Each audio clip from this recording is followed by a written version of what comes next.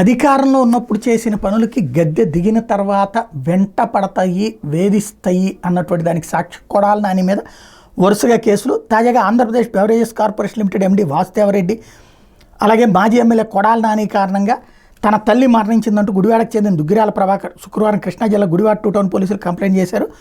Beverages corporation limited liquor గోదావని నా తల్లి దుగ్గిరాల సీతామహాలక్ష్మి పేరును 2011లో రిజిస్టర్ టెండర్లో పొందాం.